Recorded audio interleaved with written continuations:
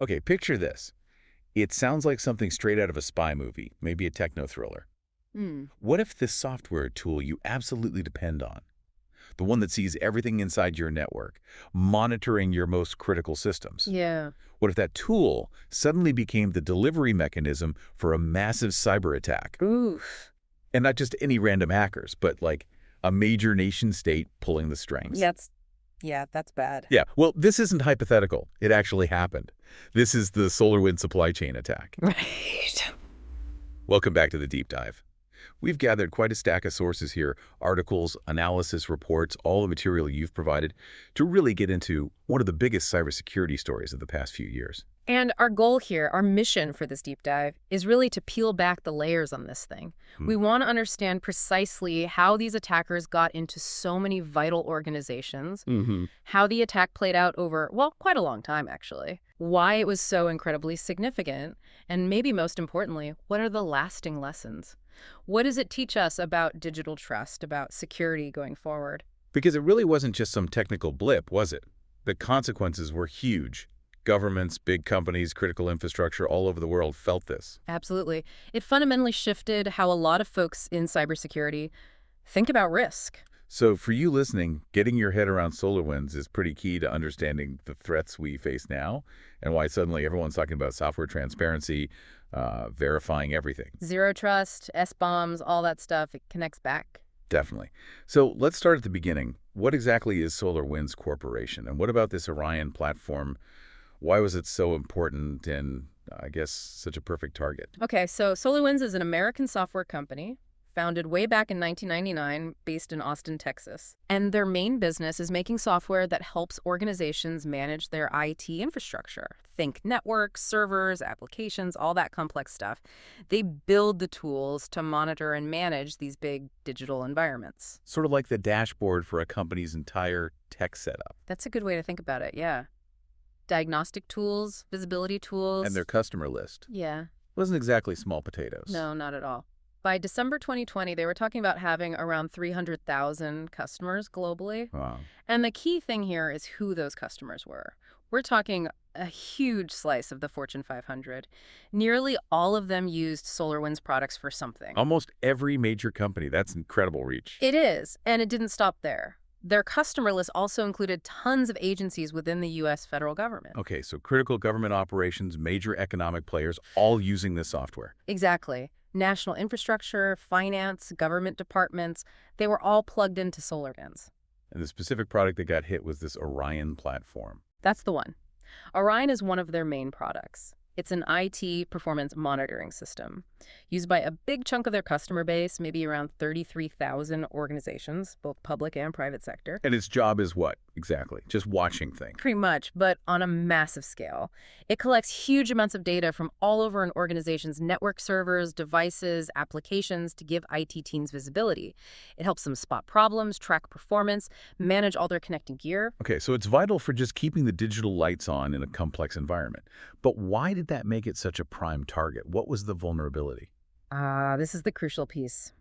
For Orion to actually do its job, to collect all that performance data, get logs, see what's happening on potentially thousands of machines, it needs deep, privileged access. Privileged access, meaning? Meaning it needs high-level permissions. It needs to be able to query databases, read system logs, maybe even push out configuration changes. It's not just sitting on the edge looking in. It's deeply embedded inside the network. It basically gets handed the keys to the kingdom, digitally speaking.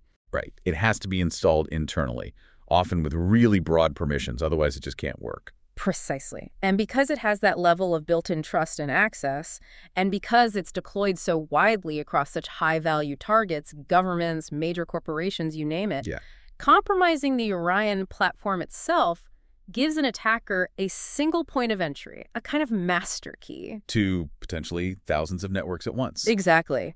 The attackers didn't need to hack the Department of Homeland Security directly, then hack Microsoft, then hack NATO one by one. Right. Too much work. Way too much work and much higher risk of detection. They just needed to compromise SolarWinds, get their malicious code into the Orion update mechanism. And then just wait for all those customers to install the update. Bingo. That combination, the privileged access Orion required and its huge deployment footprint, made it an unbelievably attractive, high-leverage target for a sophisticated group. Okay, so they found this perfect vector. How did they actually execute it? Yeah. The sources call this a supply chain compromise.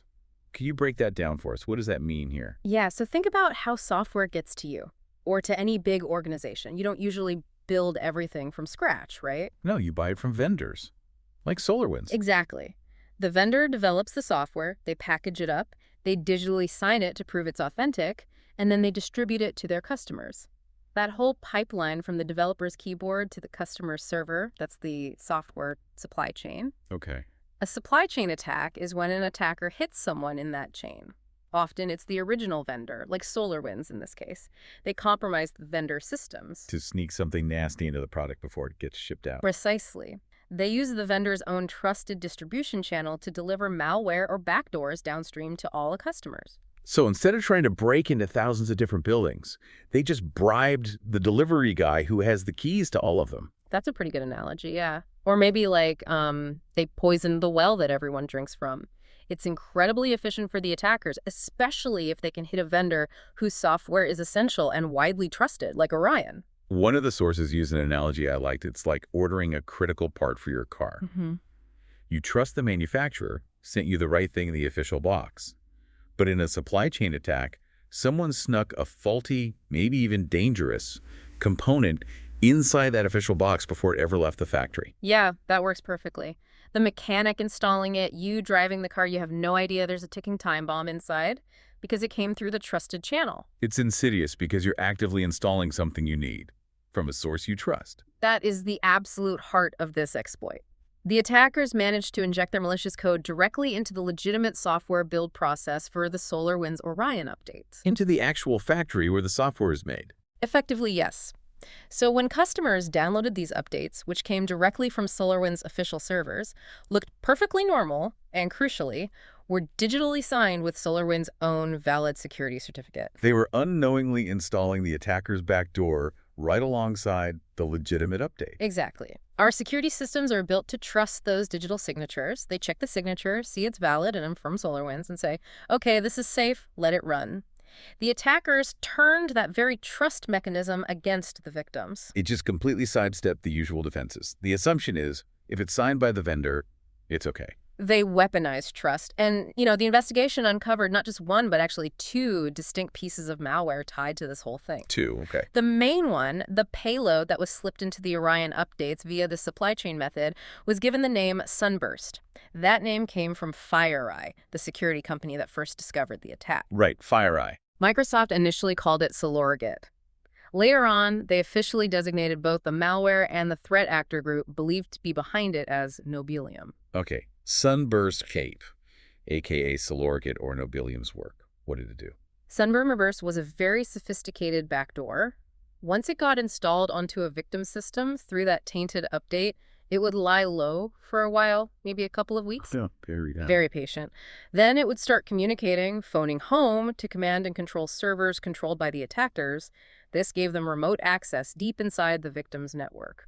So SUNBURST was the initial foothold hidden in the official update. What about the second malware you mentioned? SUPERNOVA. Right, SUPERNOVA. This one was also discovered by Microsoft, but it was different from SUNBURST in a couple of key ways.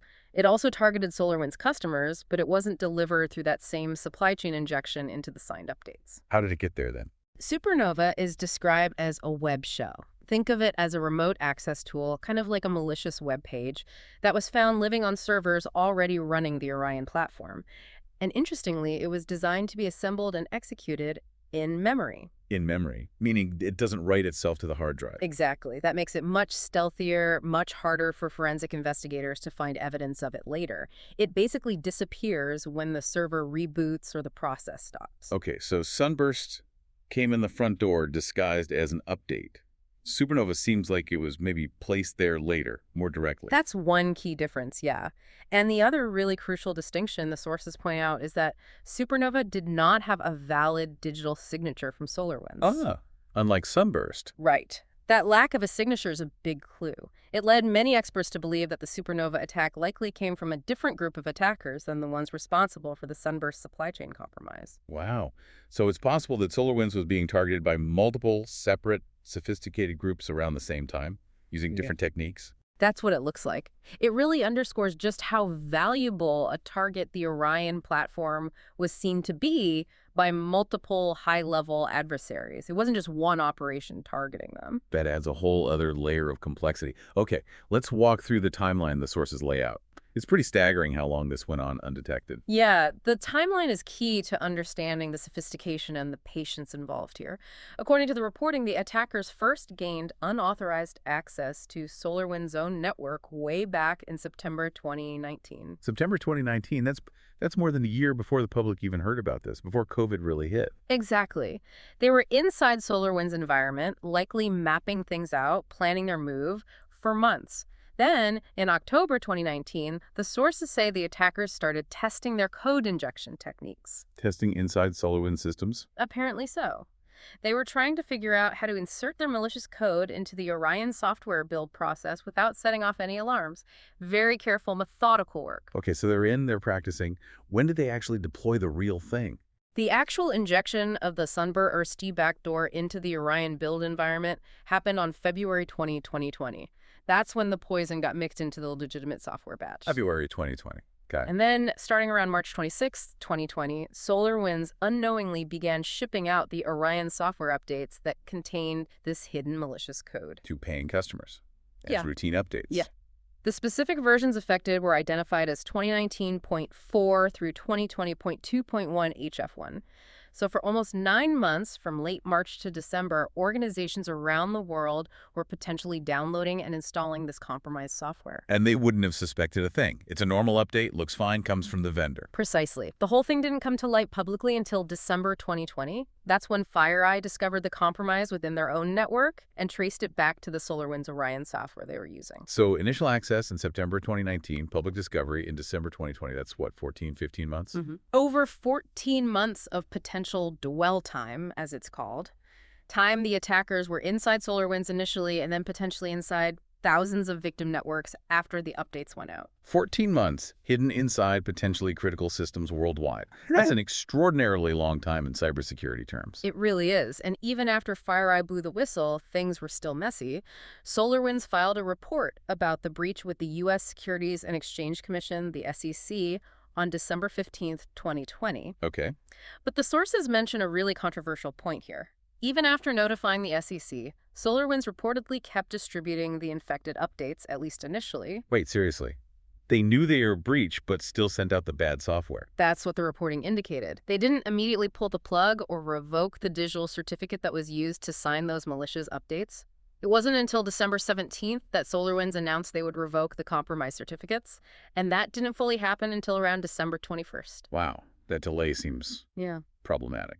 It certainly raised eyebrows. The whole timeline just underscores how stealthy the attack was and how difficult it was to detect and then fully contain. So how did they stay hidden for so long? 14 months is way, way longer than the average attacker goes undetected. What allowed this? Well, the sources point to a few key things. First off, the attackers themselves were highly sophisticated. This wasn't some script kiddie operation. The consensus attributes it to a nation-state intelligence service. Right, the SVR. Yes. And they practiced excellent operational security, or OPSEC. They managed their intrusions, both into SolarWinds and later into victim networks, using multiple layers of infrastructure. And crucially, they used servers located within the United States. Using US-based servers helps them blend in, right? Doesn't look like foreign traffic immediately. Exactly. It helps bypass some geographic-based detection rules. They worked really hard to make their network activity look like normal, legitimate traffic. Mimicking patterns, using common ports and protocols. They wanted to evade detection not just by SolarWinds and the victims, but potentially by government agencies monitoring for foreign cyber threats, too. They weren't noisy smash and grabbers. They were quiet spies. Precisely. And the SUNBURST malware itself was built for stealth. Before it even tried to contact its command and control servers, it would perform checks on the system it landed on. Checks for what? It looked for signs of security software, antivirus, endpoint detection tools, and also for forensic analysis tools.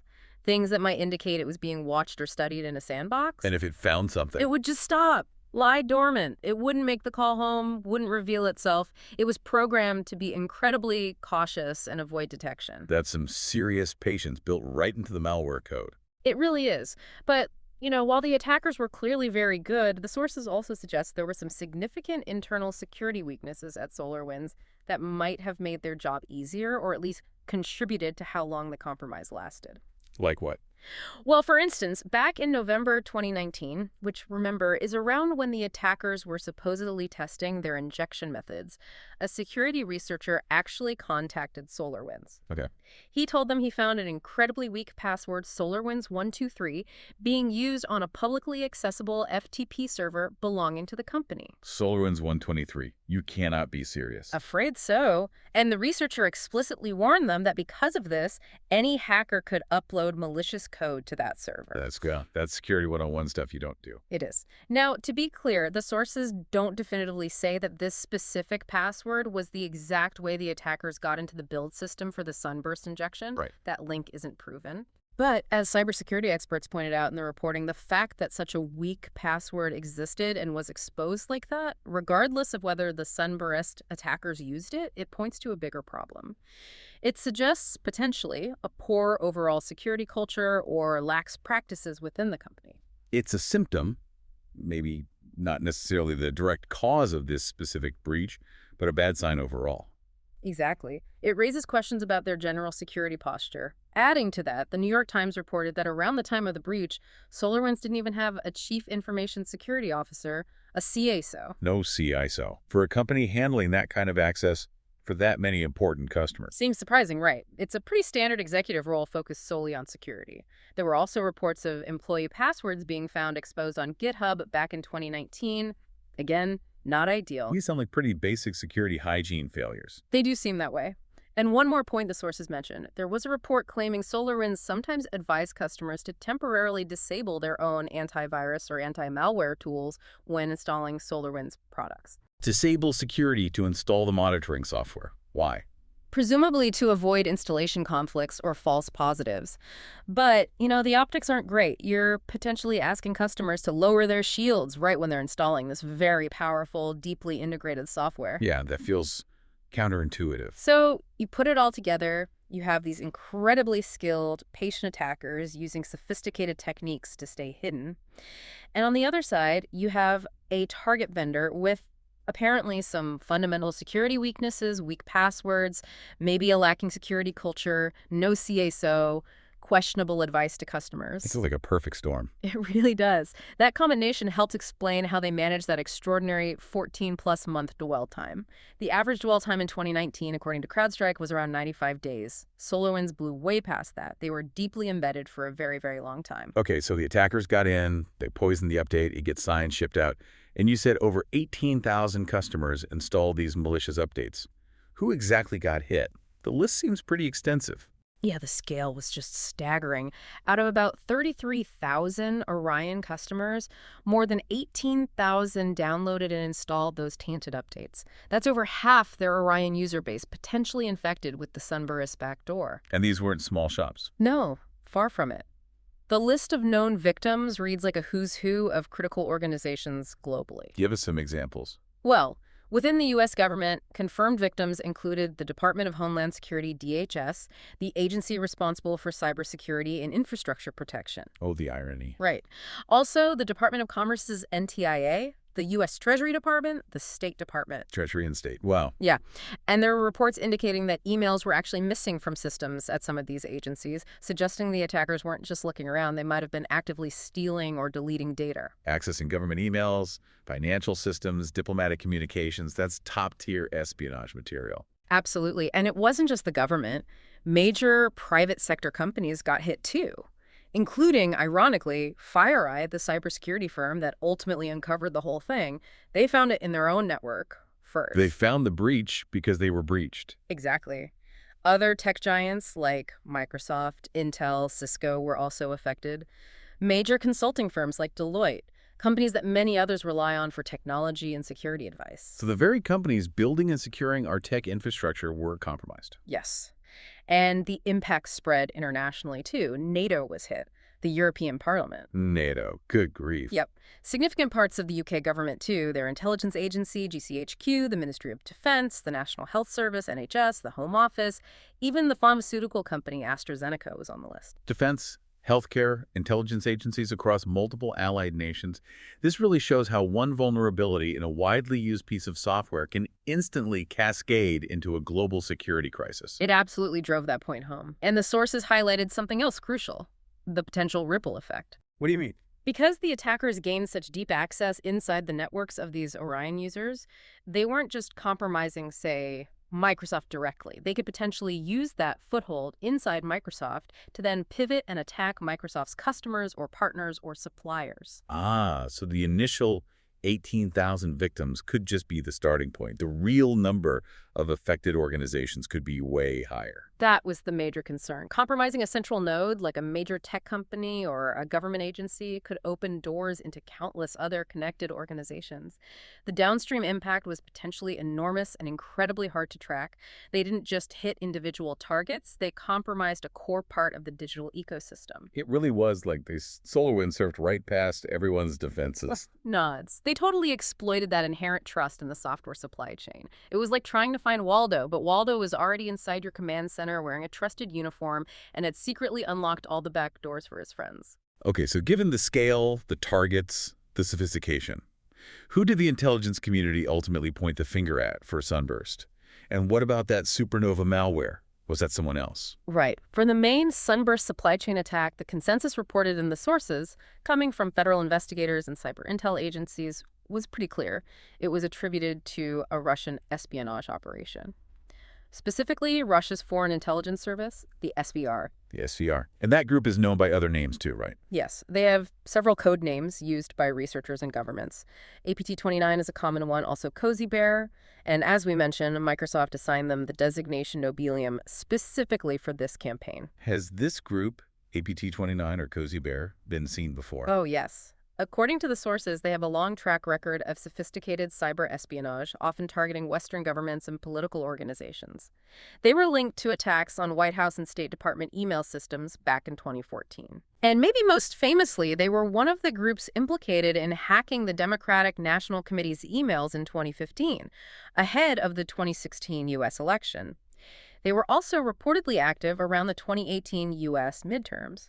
So a history of targeting sensitive political and governmental entities, particularly in the U.S. That's the established pattern attributed to this group. Now, predictably, Russia officially denied any involvement. The sources quote their statements, saying things like, malicious activities in the information space contradicts the principles of the Russian foreign policy, and flatly stating, Russia does not conduct offensive operations in the cyber domain. Standard denial in these situations. Pretty much standard geopolitical procedure, yes. It's also worth noting the sources mentioned some other noise around attribution at the time. Then President Trump suggested publicly that maybe China was responsible, not Russia. Right, I remember that. But the sources are clear. He didn't provide any evidence for that claim, and the intelligence community's assessment remained focused on Russia's SVR for the SUNBURST part of the attack. So official intelligence pointed one way, a political claim pointed another, but the consensus held. Correct. Now, back to SUPERNOVA, the other malware. The web shell without the digital signature. Yeah, the one that seemed different. The sources mention a Reuters report suggesting that China-based attackers might have been exploiting SolarWinds vulnerabilities during the same time frame, but using this distinct SUPERNOVA malware. Their reported targets included places like the National Finance Center, which is part of the U.S. Department of Agriculture, and handles payroll. So it's possible we had two major state actors, Russia and China, independently finding and exploiting weaknesses in SolarWinds around the same time, using different tools, SUNBURST versus SUPERNOVA, for potentially different goals. That's what the combination of reporting and analysis seems to suggest. It really highlights just how critical and widely deployed SolarWinds Orion was, making it a very tempting target for multiple advanced adversaries simultaneously. It wasn't just one group finding a lucky break. Okay, so December 2020, the breach is public. What happened next? What were the immediate responses, and what's been the fallout since then? Well, the immediate reaction was basically cybersecurity DEFCON 1, a scramble to figure out who was hit and stop the bleeding. In the U.S., CISA, the Cybersecurity and Infrastructural Security Agency, issued an emergency directive. Which basically ordered all federal civilian agencies. If you're running the affected versions of Orion, take them offline now. Disconnect or disable them immediately. Sound the alarm, pull the plug. Pretty much. At the same time, tech companies like Microsoft, who were victims themselves, confirmed they found the malware and started working frantically with FireEye and GoDaddy, the domain registrar. Why GoDaddy? Because they needed to seize control of the domain name that the SUNBURST malware was programmed to contact for instructions. By taking over that domain, they could implement what became known as the kill switch. Ah, the kill switch. How did that work? So, SUNBURST needed to phone home to that specific web address to get its orders. Microsoft, FireEye, and GoDaddy gained control of that address. So now, when infected computers tried to contact it, instead of reaching the attackers, they reached this controlled server. Which told them what? Go to sleep. Essentially, yes. It sent back a response that effectively disabled the malware, preventing it from executing any further commands from the attackers or spreading. It was a critical move to neuter the active threat on many infected systems. Didn't fix the initial infection, but stopped it from doing more harm. Exactly. It didn't disinfect the machines or undo damage already done, but it stopped the bleeding. Meanwhile, SolarWinds itself was telling customers, update to clean versions immediately, or if you can't, isolate those Orion servers from the rest of your network and change every password that had access to them. Trying to lock down any remaining access the attackers might have. Right. Now, figuring out the total cost of this attack is almost impossible. You've got remediation costs, stolen data, espionage impact, operational disruption. It's huge. But the sources did mention some early estimates suggesting it could cost the cyber insurance industry alone at least $90 million just to cover claims. Just insurance payouts. Wow. And the investigation itself took a long time. Oh, yeah. Far from over quickly. Even with the kill switch, untangling the full scope, who was really compromised, what data was actually taken, were there other backdoors left behind, that requires incredibly painstaking forensic work that continued long after the initial discovery. What about the government's response beyond the initial CICSA directive? President Biden's administration came in shortly after this broke and made it a major focus. Biden publicly vowed to hold Russia accountable. They launched a full intelligence review to get a better handle on the scope and attribution. And significantly, as part of a broader push to elevate cybersecurity within the government, they created a brand new high-level position, Deputy National Security Advisor for Cyber and Emerging Technology. And Neuberger was the first to hold that role, signaling that cyber was now firmly a top-tier national security issue. Exactly. And it's crucial to understand the story didn't just end there. In December 2020 or early 2021, the group behind SUNBURST, Nobelium, they didn't just disappear. They kept going. Apparently so. Yeah. The sources mentioned Microsoft reporting later in May 2021 that Nobelium had actually compromised the email marketing service Constant Contact. Okay. And they used that access to launch a massive phishing campaign. They leveraged an account belonging to USAID, U.S. Agency for International Development, to send emails that looked legitimate but contained malware. They targeted about 3,000 email accounts at over 150 different organizations worldwide. So even after their massive SolarWinds operation was exposed, they adapted and launched new attacks using different methods, still active, still dangerous. Precisely. It shows that attribution and disruption are important, but these persistent threat groups just keep evolving their tactics. This whole event really felt like a watershed moment for cybersecurity. What were the big takeaways? What lessons got learned? And what changes did it actually drive? I think the absolute biggest lesson, the one everyone points to in the sources, was just how real and how devastating software supply chain risk is. For years, the focus was heavily on building strong walls around your own organization, firewalls, intrusion detection systems, keep the bad guys out. Right. Perimeter defense. SolarWinds just blew that model up. It showed attackers don't need to breach your perimeter if they can just waltz in through a trusted backdoor provided by software you have to use. Yeah, the Trojan horse arriving via legitimate update. Exactly. So the realization was building a strong wall isn't enough anymore. You have to be actively looking for vulnerabilities inside your walls, and critically, you have to understand the security of everything you bring inside all the software, all the vendors you rely on. So the mindset shifted from just secure us to secure our entire ecosystem. That's a great way to put it. And SolarWinds wasn't, unfortunately, the last attack to hammer this home. The sources mention how subsequent incidents, like the Colonial Pipeline ransomware attack that shut down fuel supplies, and the Kaseya ransomware attack, which hit IT service providers and spread to their customers, they just kept reinforcing this supply chain vulnerability message. Right. It wasn't a one-off fluke. No. And it highlighted how complex modern software really is. Applications today aren't usually built monolithically by one team. They're assembled like Lego from hundreds, maybe thousands of different components. Open source libraries, third-party modules, code snippets from all over the place. A huge mix of ingredients. Exactly. And a vulnerability in any single one of those ingredients, any one of those components, could potentially put the entire final product and all its users at risk. That sounds incredibly hard to keep track of, like trying to verify the origin of every grain of salt in your pantry. It is incredibly hard, and that's why a concept that got a massive boost in importance after SolarWinds is the Software Bill of Materials, or SBOM. SBOM. Okay, what is that? The sources called it a nutritional label for software. Yeah, that's the common analogy. Think about a food label. It lists every ingredient, right?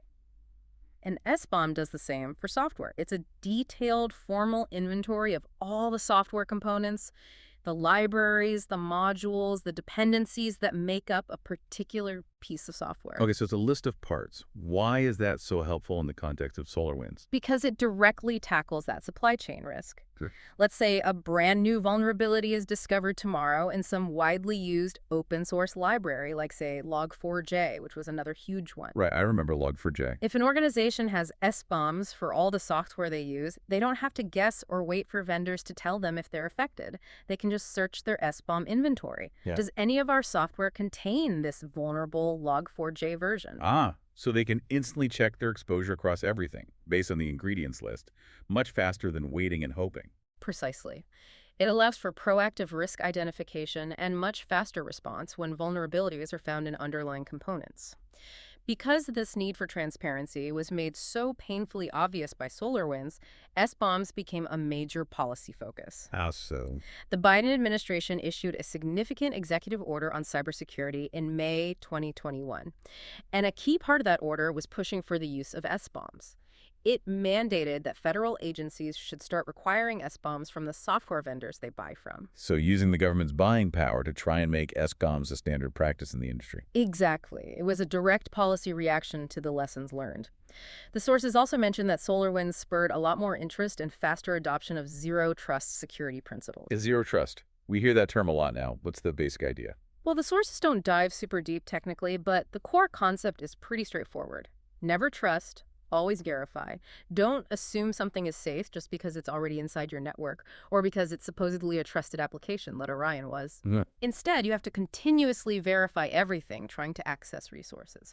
Verify the user, verify their device's health, verify the application, check permissions every single time access is requested. SolarWinds, where the attackers exploited the implicit trust given to the Orion software, was the perfect, painful illustration of why you need that trust nothing, verify everything mindset. CISA also put out specific guidance after SolarWinds on how organizations could mitigate software supply chain risks. So the attack didn't just cause immediate cleanup.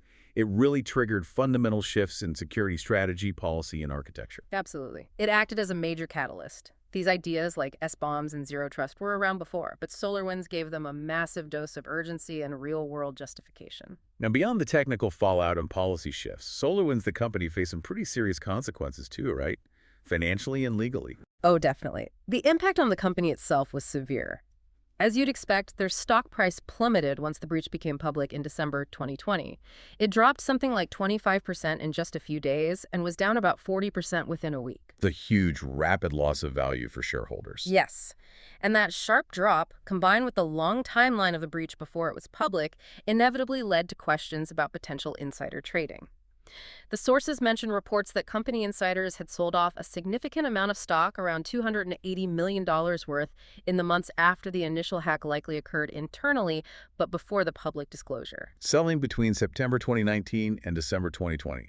That timing looks suspicious to some. It certainly raised questions. According to the sources, a SolarWinds spokesperson stated that the individuals who sold the stock were not aware of the breach when they made those sales. But it remains a very contentious point. A messy situation with timing and who knew what when. Absolutely. And all this financial turmoil and the underlying security failures quickly led to lawsuits. Shareholders filed a class action lawsuit against SolarWinds in January 2021. Alleging what? Basically, alleging that the company hadn't done enough to protect its systems, had potentially misrepresented how secure they were, and that these failures led directly to the stock price crash, harming investors. SolarWinds tried to get the lawsuit thrown out, but in March 2022, a judge allowed it to move forward. So the court felt the shareholders had a case worth hearing. Seems so. Eventually, SolarWinds settled that specific class action suit. The sources say they paid $26 million in November 2022, though they didn't admit any wrongdoing as part of the settlement. Okay, settled the shareholders' suit. But that wasn't the end of their legal troubles. No, not by a long shot. The U.S. Securities and Exchange Commission, the SEC, also launched its own investigation. The SEC, they usually deal with financial fraud, disclosures. How does a cyber attack fit their remit? Well, the SEC's angle was about whether SolarWinds and its executives had potentially violated securities laws regarding how they disclose cybersecurity risks to investors, both before and after the breach. Ah, the disclosure aspect. Exactly. In June 2023, the SEC sent what's called a Wells notice to SolarWinds and some of its current and former executives. That's basically a heads up, saying the SEC staff plans to recommend charging them with civil violations. What violations specifically? The allegations, according to the sources, included things like failing to maintain adequate internal cybersecurity controls and potentially making misleading public statements about the company's security posture before the attack even happened. There were also questions around their actions and disclosures after they knew about the breach, like that initial period where they apparently continued distributing the infected updates. Okay. How did SolarWinds respond to that? Their CEO, Sudhakar Ramakrishna, said they wanted to find a resolution with the SEC, but maintained the company had responded appropriately. Their position was essentially that this was an unforeseeable, incredibly sophisticated attack by a nation-state, implying it was beyond what they could reasonably have been expected to prevent. The act of cyber war defense, basically. That's the general framing. But the SEC wasn't deterred. In October 2023, they formally sued SolarWinds and, notably, its Chief Information Security Officer, Timothy Brown. They sued the CSO personally, too. Yes. And the lawsuit's core allegation was pretty explosive, that the company and Brown had actively defrauded investors by concealing known cybersecurity vulnerabilities before the attack even occurred, and by misleading them about the company's security practices overall. Wait, the SEC is claiming they hid weaknesses before the SVR exploited them. That's a huge accusation. It goes way beyond just being a victim. It really does. And the sources highlight this as potentially precedent-setting. It's reportedly the first time the SEC has actually sued the victim of a major cyber attack. The implication is that the SEC believes public companies and their executives have a legal duty not just to try and secure their systems, but also to be truthful and transparent with investors about their known cybersecurity risks and shortcomings, even before those weaknesses are exploited. That puts huge pressure on companies and CISOs about what they know internally versus what they disclose externally. Absolutely. SolarWinds has said they plan to fight these SEC charges vigorously in court. But the lawsuit itself signals a potentially major shift in the legal and regulatory landscape around cybersecurity disclosure and liability. It adds another heavy layer of consequence on top of the technical and financial disaster of a breach like this. So wrapping this up, we've really dug into the SolarWinds attack. It was this incredibly sophisticated supply chain compromise using trusted software updates as a delivery mechanism. Hitting thousands of critical organizations worldwide, leveraging that implicit trust against them. Executed with extraordinary patience, leading to that massive dwell time, over 14 months, undetected in many cases. Yeah, Microsoft's president, Brad Smith, called it maybe the largest and most sophisticated attack the world had ever seen up to that point. It wasn't just an incident, it really became this huge catalyst. Pushing major changes in cybersecurity thinking, driving policy like the SBOM mandates, accelerating things like zero trust adoption. Absolutely. And for you listening, really understanding SolarWinds is crucial because it just lays bare how interconnected and interdependent our digital world is. Security isn't just about your own firewall anymore. Right. It's about the security of every single piece of software, every vendor, every connection in that vast digital supply chain you rely on. And while the tech details, SUNBURST, SUPERNOVA, the kill switch, are fascinating, The human factors make it even more compelling. The weak passwords, the missing CISO, the insider trading questions, Hmm. plus the whole geopolitical dimension, the likely Russian attribution, the denials, the hints about China. It elevates this beyond just code and servers. It becomes this case study in digital trust, global power, and how fragile that relationship can be. It really leaves you with a fundamental question, doesn't it? As we rely more and more on these complex global software supply chains for everything, how do we build and maintain trust in that digital foundation? Especially knowing that the most sophisticated actors out there are actively looking for ways to exploit that very trust. That's the challenge SolarWinds threw into sharp relief, and it's one we're still grappling with today.